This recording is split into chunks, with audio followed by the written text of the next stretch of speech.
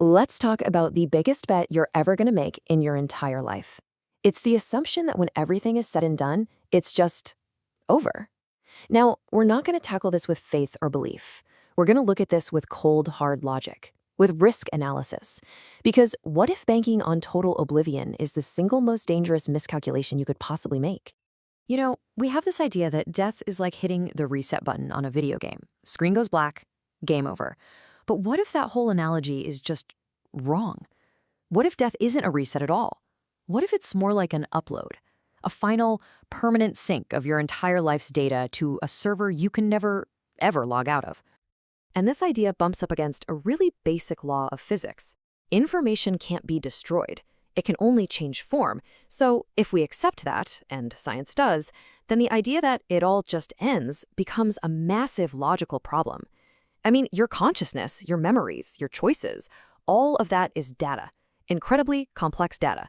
So if that data can't just be deleted, where does it go? Okay, to really wrap our heads around this, we need a modern way of looking at it.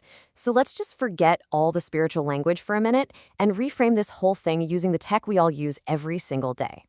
Think of your body as a smartphone. It's the physical hardware, right? It's got a limited lifespan, it gets cracked and slow, and eventually it just stops working.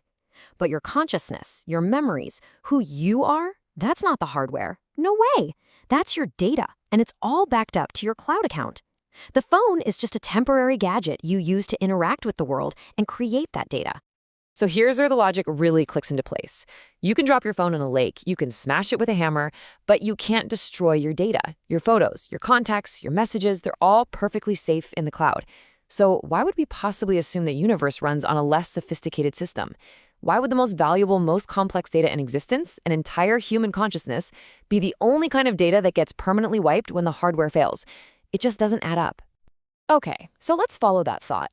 When you get a new phone and log into your account, what's the first thing that happens? Everything syncs. All your old stuff comes flooding right back in. So, if a new life is just you getting new hardware, it stands to reason that you'd automatically download your old data file. And that file comes with everything: unresolved issues, unfinished projects, and of course, every single one of your outstanding bills. And that phrase, outstanding bills, well, that brings us to karma. But let's hold on. Forget the mystical, new age baggage that comes with that word. Let's analyze it like a scientist would, not as a spiritual belief, but as a simple, cold, totally impartial law of physics. Now, this is absolutely crucial. This isn't about punishment. There's no cosmic judge sitting on a throne deciding who's been naughty or nice. It's just a balancing mechanism. The universe is a closed system, and it always seeks equilibrium. Karma, in this model, is simply the universe correcting an imbalance that you created.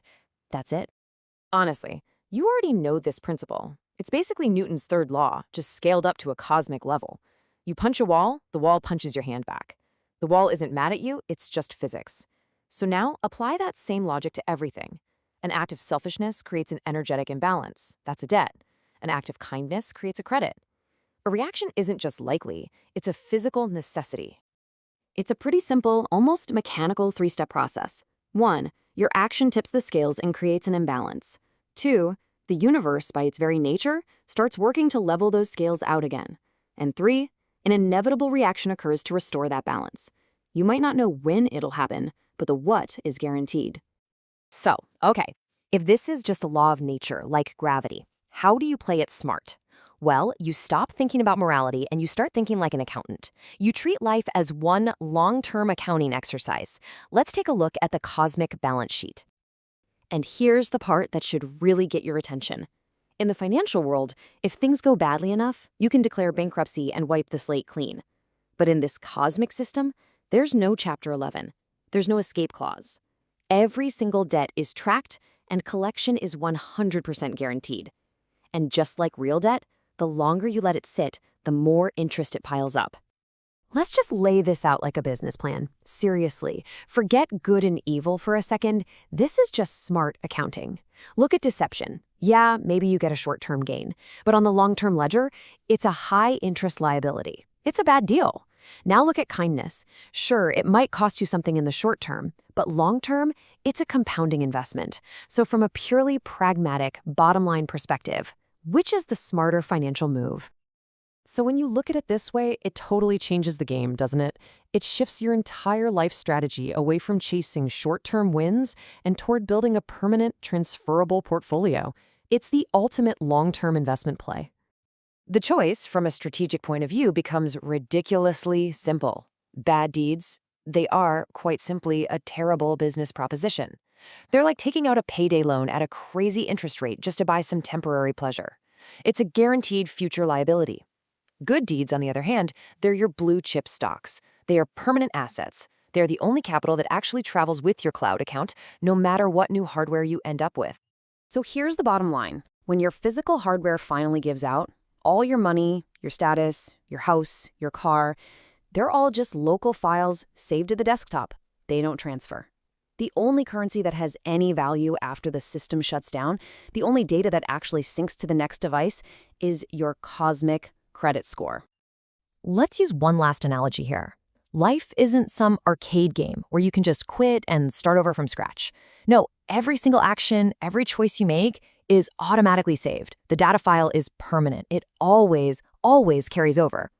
So you've got to ask yourself a very practical question. Be honest.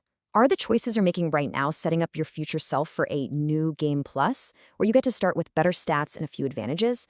Or are you racking up so many penalties that your next round is going to begin on the absolute hardest difficulty setting imaginable? And what this all means is that the whole idea of getting away with something becomes a logical impossibility. You can't cheat the system because the recording device isn't out there somewhere. The unerasable hard drive is you. Your own consciousness is logging every single thing in perfect, high-definition fidelity. So look, if we just follow the logic, if information is permanent, then this whole life thing isn't really about being good or bad. It's about data management. Your entire life is being permanently recorded. A future version of you is going to have to deal with that data. So the only question that really matters is this: what kind of data are you creating?